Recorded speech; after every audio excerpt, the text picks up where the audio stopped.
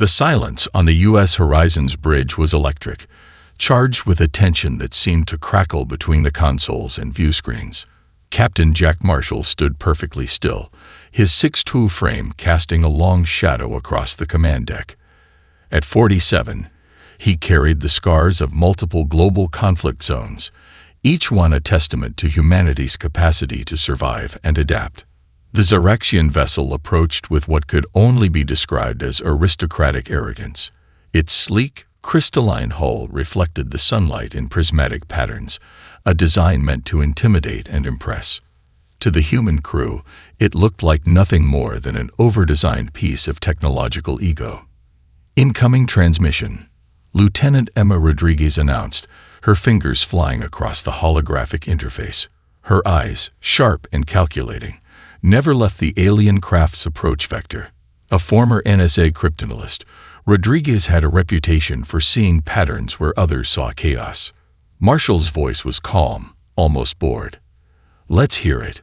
The alien communication burst through the ship's speakers, a complex arrangement of clicks, harmonics, and sub-audible frequencies that would have been incomprehensible to human ears just a decade ago. But humanity had been preparing for this moment for years. Rodriguez's specialized translation matrix hummed to life. The alien words resolved into something resembling standard diplomatic protocol, but with an underlying tone of supreme condescension. Unidentified terrestrial species, you are hereby requested to submit to the Galactic Concordance of Regulated Species. Resistance is counterproductive. Your technological status indicates primitive development. Surrender of planetary resources and genetic mapping will commence immediately. A low chuckle escaped Marshall's lips. It was not a sound of humor, but of something far more predatory. Primitive. He repeated the word, turning it over like a piece of exotic fruit. Rodriguez, send our standard response. The lieutenant's fingers danced across the communication panel. What emerged was a perfectly formatted diplomatic response, courteous, precise, and utterly misleading. It spoke of humanity's willingness to engage, of diplomatic protocols, of mutual understanding. Every word was chosen with surgical precision. But beneath the words, embedded in quantum-encrypted layers that the Xeraxians couldn't possibly detect, was something else entirely. A comprehensive scan of the alien vessel, detailed psycholinguistic analysis, preliminary weapon system assessments. The alien delegation would receive exactly what they expected. A response from a supposedly young, uncertain species. What they wouldn't see was the predator studying them. Commander Krelnak of the Xeraxian Diplomatic Corps reviewed the human response with mounting confusion. Something about the communication felt wrong. The language was correct, the protocols followed to the letter, but there was an underlying current he couldn't quite define. The human captain's image appeared on their communication screen. Medium build, weathered face, eyes that seemed to look through the transmission rather than into it. Krelnak felt an instinctive unease, a reaction deeply coded in his species' evolutionary memory. This was not a species waiting to be conquered. This was a species waiting to be understood. "We welcome diplomatic engagement," Marshall said, each word measured and precise, "and we look forward to mutual cultural exchange." The words were standard. The delivery was anything but. On the Horizons Bridge, a series of secondary systems came online. Systems the Xeraxians couldn't detect, couldn't understand. Quantum entanglement communication arrays, adaptive shielding technologies, weapon systems that redefined the very concept of defensive capabilities. Rodriguez leaned towards Marshall, her voice a near whisper. "They have no idea what they're walking into." Marshall's response was a smile that didn't quite reach his eyes. "No," he agreed. "They most certainly do not." As the alien vessel continued its approach, humanity waited. Patient. Calculating. Watching. The first dance of first contact had begun. The Political Interaction Center in Washington, D.C. looked nothing like a traditional government facility. Situated beneath 3 layers of quantum-encrypted security, it resembled a cross between a high-tech research facility and a psychological warfare think tank. At its center stood Dr. Michael Garrett, a man who had long ago transcended the traditional boundaries of intelligence analysis. Garrett wasn't just a scientist or an analyst. He was a human weapon, precisely calibrated to dismantle alien communication structures. The Xeraxian diplomatic corps had no idea what was coming. "Play back the last communication," Garrett commanded. The room's holographic displays flickered to life, showing the intricate communication patterns from the alien first contact transmission. Dr. Elena Martinez, a linguistic neuropsychologist, pointed to subtle micro-patterns in the alien communication. "See these harmonic undertones? They're not just language. They're a complete psychological profile transmission." Garrett nodded. Most species would have missed the complexity. Humans would weaponize it. The team worked with surgical precision. They weren't just translating. They were deconstructing. Every click, every harmonic shift, every subtle linguistic nuance became a weapon. The Xeraxians believed they were engaging in standard diplomatic protocol. In reality, they were walking into a meticulously prepared psychological trap. "We're going to give them exactly what they expect," Garrett explained to his team. "But each interaction will subtly erode their psychological foundations." The first stage was simple. Humans would appear cooperative, almost deferential. Each diplomatic communication would contain layers of psychological manipulation so sophisticated that the Xeraxians wouldn't realize they were being systematically dismantled. In the first week, human diplomats began sending communications that were technically perfect and fundamentally destabilizing. They used communication patterns that triggered deep-seated evolutionary responses in the Xeraxian psyche. Phrases that seemed innocuous would create microscopic cognitive dissonances.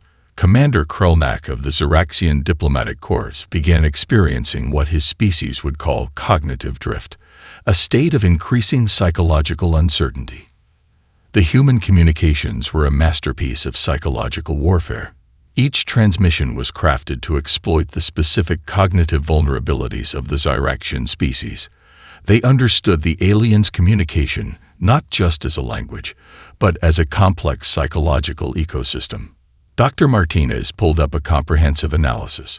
"Their communication structure is hierarchical and rigid," she explained. "They have difficulty processing information that doesn't fit their predetermined cognitive frameworks." Garrett's team began introducing subtle inconsistencies, not enough to be overtly threatening, but just enough to create increasing psychological tension. A diplomatic communication would start with perfect Xeraxian protocol, then introduce a single phrase that would cause their entire communication matrix to vibrate with uncertainty. It was like introducing a microscopic fracture into a complex glass structure. Invisible at first, but inevitably causing complete structural collapse. The Xeraxian communication networks began to show signs of strain. Their diplomatic corps started sending increasingly erratic messages, where once their communications were precise and calculated, now they contained subtle hints of confusion, of growing psychological pressure. "We're not breaking them," Garrett explained to the team. "We're allowing them to break themselves." Each human diplomatic team member was a specialist, part linguist, part psychologist, part strategic manipulator.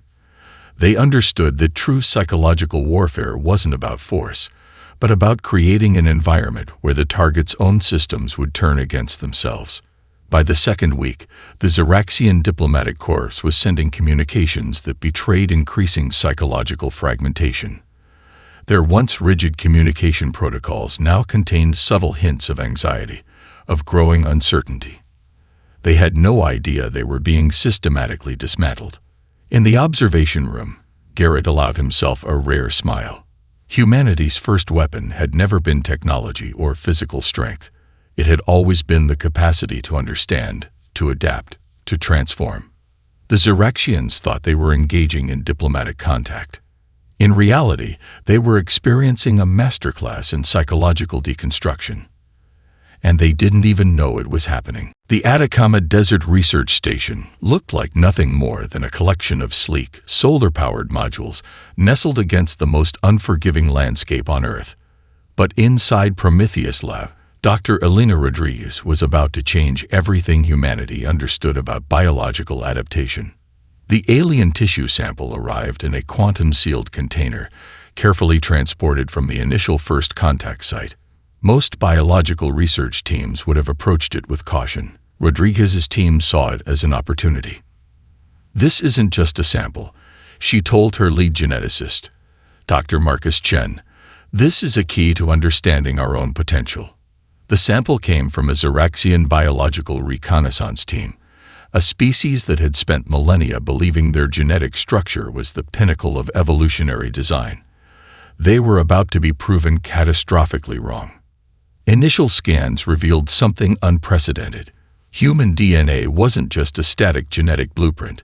It was a living, responsive system that could reconfigure itself in real time. Where other species saw genetic code as a fixed instruction manual, humans viewed it as a dynamic, adaptive language. Dr. Chen's holographic displays showed something that would have been considered impossible just a decade ago. When exposed to the alien tissue sample, human cellular structures didn't just resist. They began to actively study, understand, and prepare potential counter-responses. "Look at this," Chen said, his voice a mixture of excitement and scientific awe. The holographic display showed human immune cells approaching the alien biological material. But this was no standard immune response. The cells were mapping the alien biological structure, creating adaptive responses in real time. Rodriguez understood the implications immediately. This wasn't just an immune response. This was biological intelligence. A series of controlled experiments revealed the true extent of human biological adaptability. When exposed to an alien pathogen that would have decimated most known species, human test subjects didn't just survive. They developed comprehensive immunity within hours. The military implications were staggering. But for Rodriguez, it was about something more profound. This was evolution in its purest, most dynamic form. "We're not just adapting," she told her team. "We're learning." The Xeraxian biological assessment team had no idea what was happening. Their initial reports suggested humans were a relatively standard carbon-based species with typical biological limitations. Each new piece of data from the Prometheus research station would systematically destroy that assumption. Dr. Aria Freeman, the station's xenobiological specialist, began mapping the genetic responses. What she discovered was nothing short of revolutionary. Human DNA contained adaptive markers that made other species' genetic structures look like rudimentary computer code. "It's like our genetic structure is a living algorithm," Freeman explained during a secured briefing. "We don't just respond to environmental challenges. We anticipate them." The research went beyond simple immune responses. They discovered that human cellular structures could modify themselves in response to psychological stress, environmental challenges, and even complex cognitive stimuli. A soldier exposed to extreme cold didn't just survive. Their cellular structure would begin to optimize for that specific environmental condition. Military researchers were, of course, intensely interested. But Rodriguez understood this was about something more fundamental. This was humanity's true evolutionary advantage. A series of controlled experiments pushed the boundaries of biological understanding. Human test subjects exposed to radiation levels that would kill most species not only survived but showed signs of cellular regeneration. Subjects placed in extreme environments, from near-freezing temperatures to high-pressure conditions, didn't just adapt. They thrived. The Galactic Xenobiological Council would receive the preliminary reports with a mixture of scientific fascination and growing terror. Humans weren't just another species to be categorized and understood. They were a living, breathing evolutionary experiment.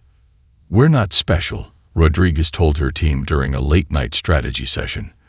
"We're just the first species to truly understand that survival is an active, dynamic process." As the sun set over the Atacama Desert, the Prometheus research station continued its work. Outside, the most unforgiving landscape on Earth served as a constant reminder of humanity's fundamental truth. Adaptation is not just about survival. It's about transformation. and humans were becoming masters of both. The Advanced Research Skunkworks facility looked like nothing special from the outside, a nondescript complex nestled in the mountains of Colorado. Inside, Marcus Chang was about to rewrite the rules of technological innovation. A damaged Xeraxian communication array sat on a quantum-isolated workstation, its crystalline structure glinting under precision holographic lighting. Most research teams would have approached it with careful, methodical analysis. Chang saw it as an invitation to completely reimagine technological possibility. "This isn't just reverse engineering," he muttered to his lead engineer, Dr. Rachel Winters. "This is complete system deconstruction." Chang wasn't a typical engineer. His background was a patchwork of quantum mechanics, neural systems design, and what could only be described as technological intuition. Where other researchers saw limitations, he saw potential vectors of innovation. The Xeraxian technology was impressive by galactic standards. Quantum communication arrays that could transmit information across multiple star systems, with encryption protocols considered unbreakable by most known civilizations. To the Xeraxian Technological Council, it represented the pinnacle of communication technology. To Marcus Chang, it was a rough draft. "See these quantum entanglement nodes," he explained, his fingers moving across holographic projections. "They're thinking linearly. One-dimensional problem-solving in a multidimensional universe."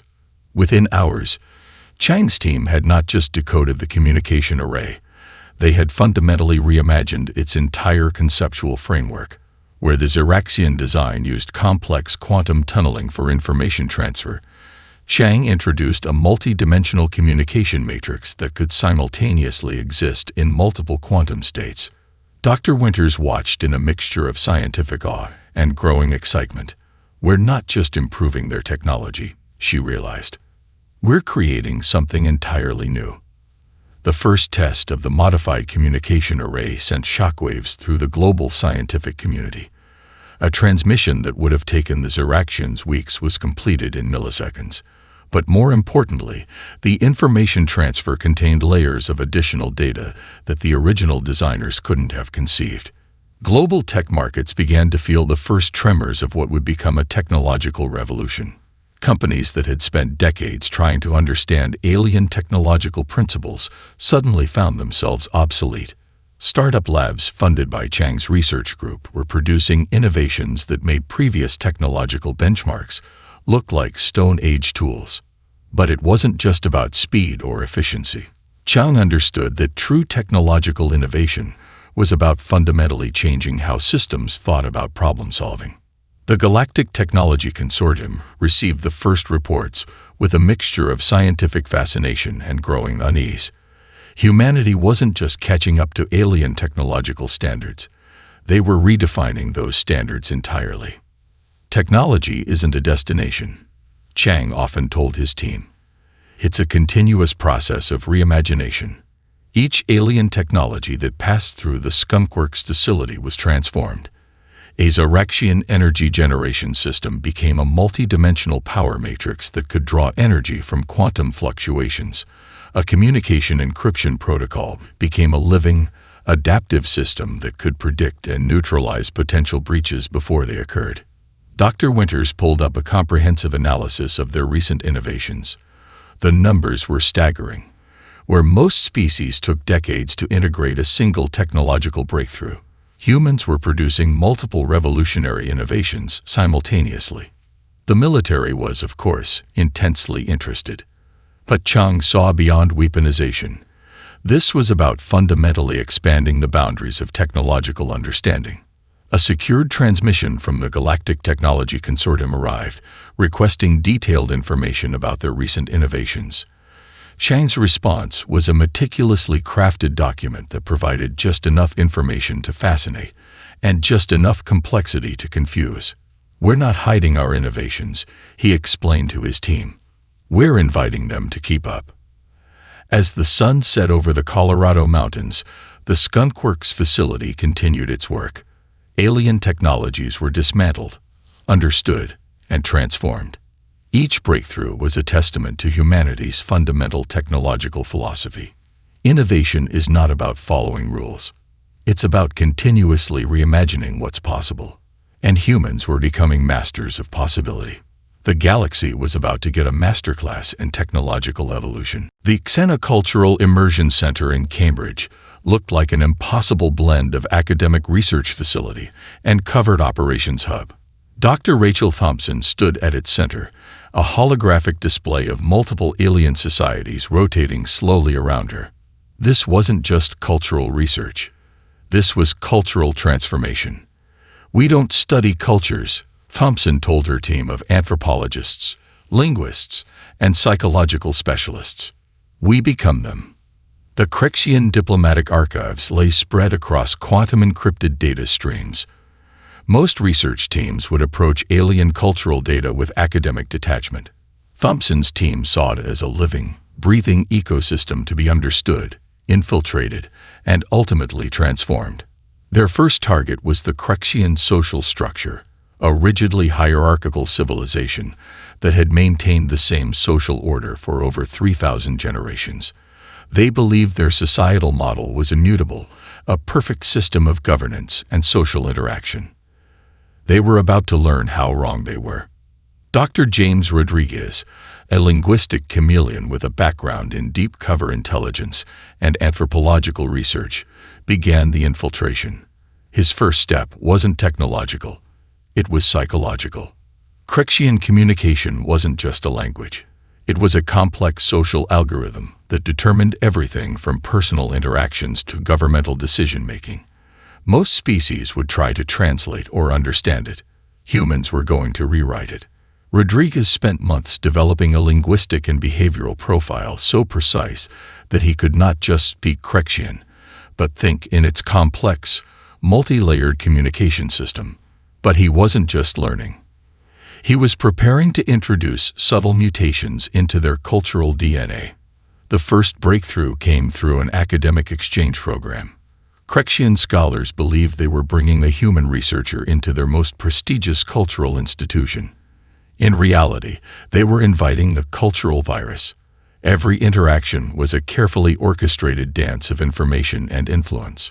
Rodriguez didn't challenge the Crexian social structure directly. He introduced concepts so subtly that they seemed to emerge organically from within their own cultural framework. Individual choice, adaptive thinking, the radical notion that social hierarchies could be fluid rather than fixed. Dr. Thompson monitored the infiltration with a mixture of scientific precision and strategic insight. "We're not destroying their culture," she explained during a secured briefing. "We're helping it evolve."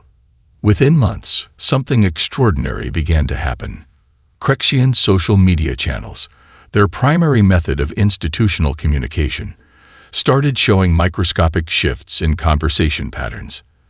Discussions that were once strictly hierarchical began to show signs of individual perspective. The Crexian leadership didn't realize they were being transformed from within. Similar operations were running across multiple alien civilizations. Each team was a carefully selected group of specialists, part anthropologist, part psychological operative, part cultural architect. A Xeraxian diplomatic network found its communication protocols subtly altered. An Orion trade confederation discovered that their economic models were being reimagined from the inside. Each infiltration was so precise, so carefully managed, that the host civilization believed the changes were emerging naturally. "Culture is a living system," Thompson often told her team. "And every system can be understood, adapted, and ultimately transformed." The Galactic Cultural Preservation Council began receiving reports that would have been considered impossible. Civilizations that had maintained identical social structures for millennia were suddenly showing signs of rapid organic evolution. They had no idea that humans were the catalyst. Dr. Rodriguez's final report on the Crexian infiltration was a masterpiece of subtle transformation. On the surface, it was a standard anthropological study. Beneath the academic language was a blueprint for cultural revolution. As the sun set over the Cambridge facility, the team continued their work. Alien cultures were being studied, understood, and gently guided towards more adaptive, more dynamic social structures. Humanity wasn't just exploring the galaxy. They were reimagining how civilizations could exist. And they were just getting started. The Centauri conflict began like most alien military interventions, with supreme confidence in their superiority. A coalition of 6 advanced galactic civilizations had assembled what they considered an overwhelming force. The Xeraxian battle fleet, the Orion Quantum Armada, the Crexian Adaptive Warfare Division. Each believed they were launching a precision military operation to contain human expansion. Colonel Thomas Reyes watched their approach from the command deck of the U.S. Defiant, a smile playing at the corner of his mouth. They had no idea what was coming. The alien battle plan was a masterpiece of traditional galactic warfare. Precise mathematical calculations, predictable force distributions, hierarchical command structures that had remained unchanged for centuries. Each civilization contributed what they believed was their most advanced strategic thinking. To Reyes, it looked like an invitation. Tactical analysis, he called to Major Elena Rodriguez, his chief strategic officer.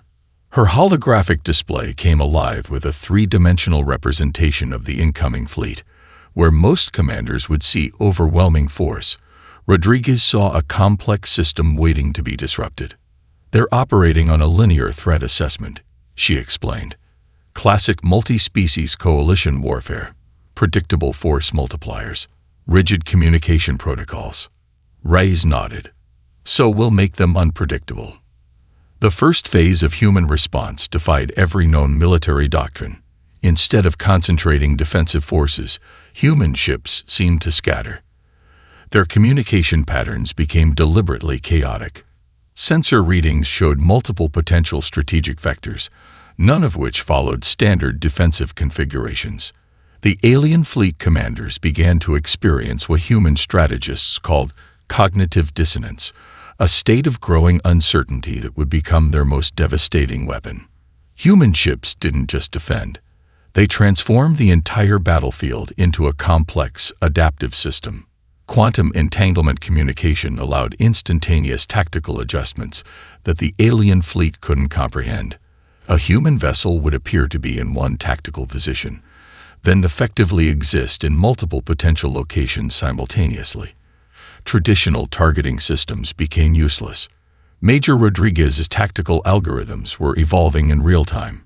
Each alien attack became data. Each defensive movement became a learning opportunity.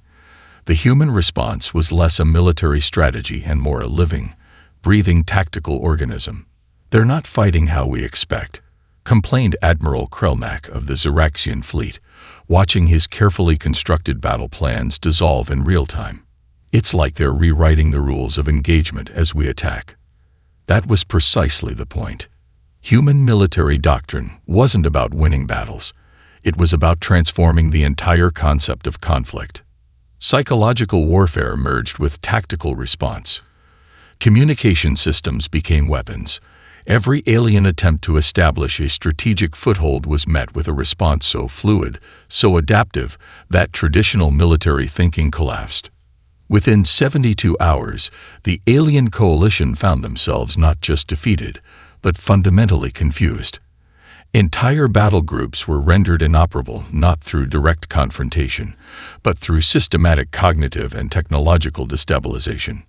Colonel Reyes watched the tactical display with a clinical detachment. This wasn't just a military victory. This was a demonstration of a fundamental truth about human potential.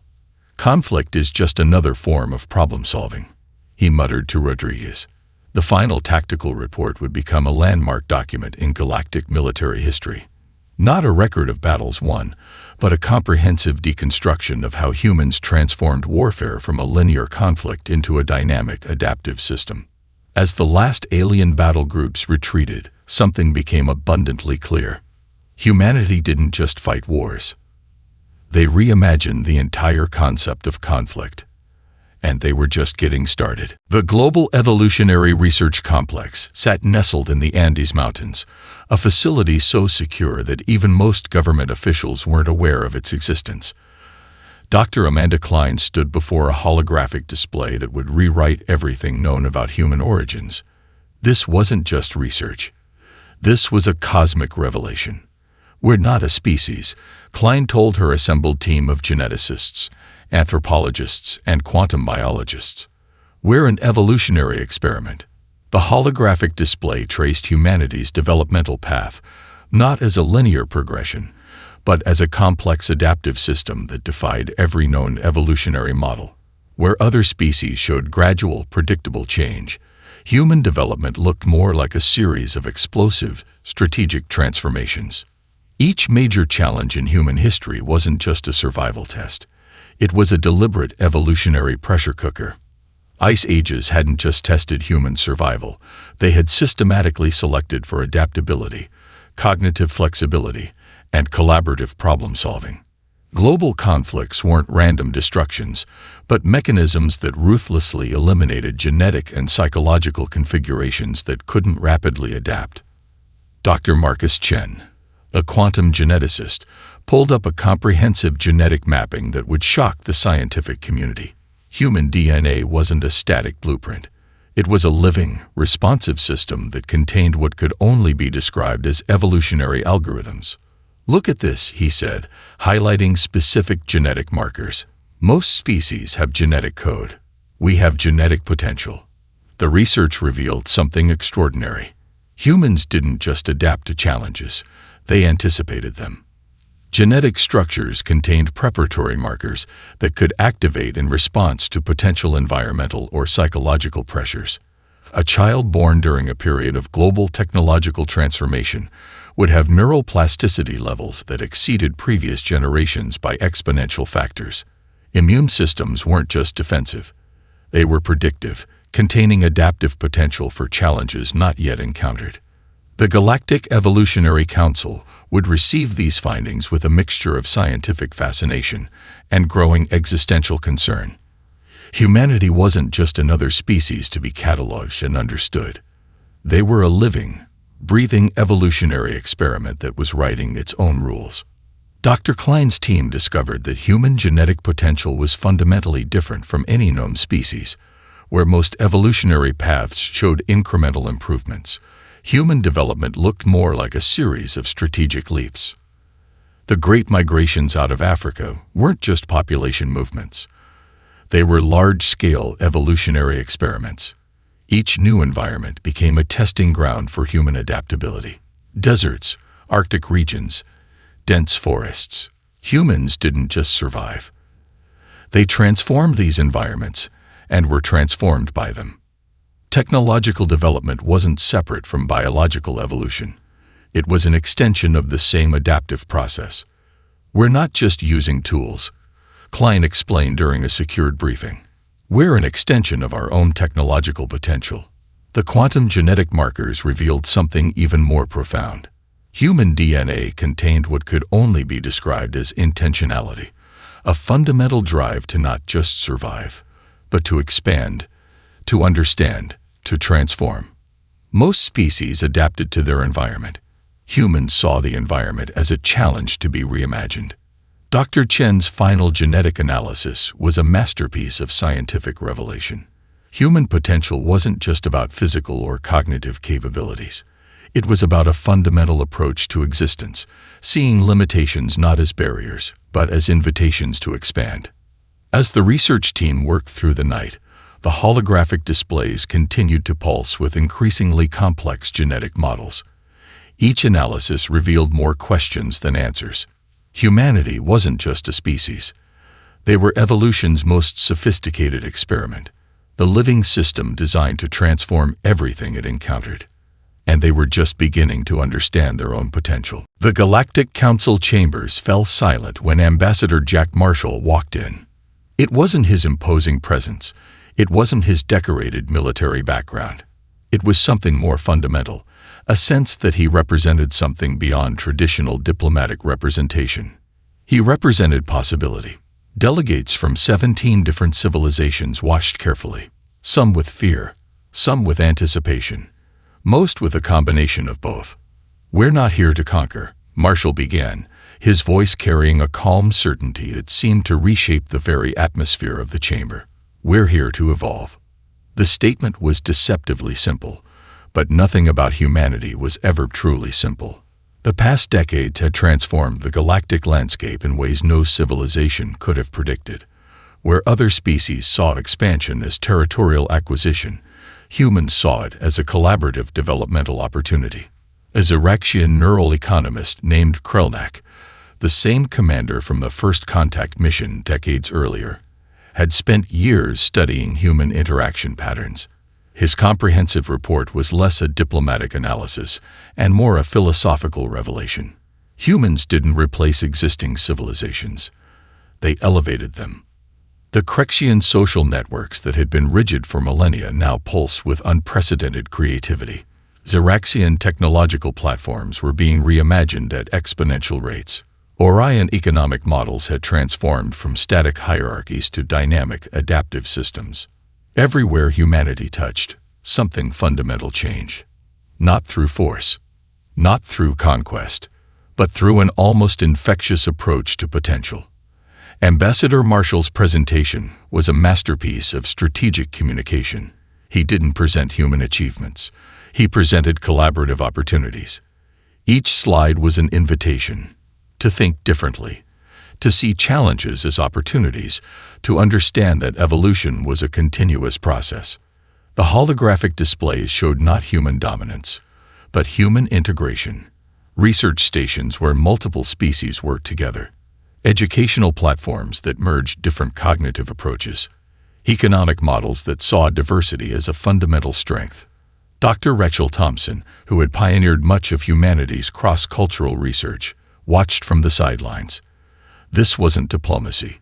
This was a form of systemic transformation, so sophisticated that most species wouldn't even recognize it as an interaction.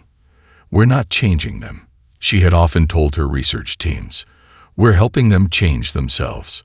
The Galactic Council had approached this meeting expecting a traditional power negotiation. Instead, they were experiencing a philosophical revolution. Marshall's final statement crystallized humanity's approach. Our greatest weapon has never been our technology. It's been our capacity to see potential where others see limitation. Behind him, a holographic display showed collaborative research projects, shared technological platforms, and integrated cultural exchanges. It wasn't a presentation of human superiority. It was an ecosystem of continuous development. The older civilizations were beginning to understand something profound. Humanity wasn't a threat to be contained. They were a catalyst to be understood. Krelnak, now a senior xenoevolutionary researcher, published a groundbreaking analysis that would become required reading across multiple civilizations. His conclusion was both a warning and an invitation. Humanity is not a species. They are a fundamental force of cosmic development. As the Galactic Council session concluded, something had fundamentally shifted. No treaties were signed. No traditional diplomatic protocols were established. Something more important had occurred. A new way of understanding potential had been introduced, and the galaxy would never be the same. Humanity hadn't conquered the stars. They had transformed the very concept of what it meant to explore them.